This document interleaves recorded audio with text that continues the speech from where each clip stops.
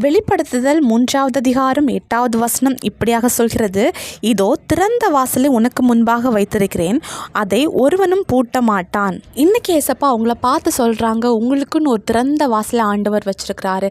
இது வரைக்கும் உங்கள் வாழ்க்கையில் இருக்கிற வாசல்கள் அடைப்பட்டிருக்கலாம், இல்லை நீங்கள் உங்கள் வாழ்க்கையில் தோல்வியை தான் பார்த்துருக்கலாம், இல்லைன்னா உங்களை சூழ்ந்திருக்கிற மனிதர்கள் உங்களுக்கான வாசலை அடைச்சிருக்கலாம். உங்கள் வாழ்க்கையில் நீங்கள் ஷைன் பண்ணணும்னு நினைக்கிறீங்க, ஆனால் அந்த வாசலை மனுஷங்க அடைக்கிறாங்க. ஆனால் அடைக்கப்பட்ட வாசல்கள் எல்லாமே நன்மைக்கு. ஏன்னா ஆண்டவர் உங்களுக்காகவே ஒரு வாசலை ஆயத்தம் பண்ணி வச்சிருக்கிறாரு.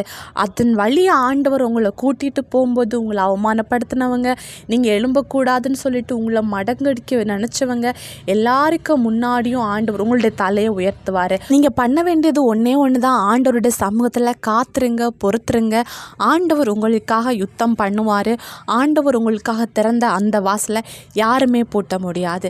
இது வரைக்கும் மனுஷங்க பூட்டியிருப்பாங்க, இனி ஆண்டவர் உங்களுக்காக திறக்க போகிற வாசலில் மனுஷங்களுடைய ஆளுகை இருக்காது, தேவனுடைய ஆளுகை தான் இருக்கும். நீங்கள் மகிமையானவைகளை பார்க்க போகிறீங்க. இயேசுவை விசுவாசிங்க. இயேசு கிறிஸ்துவின் நாமத்தில் ஆமேன்.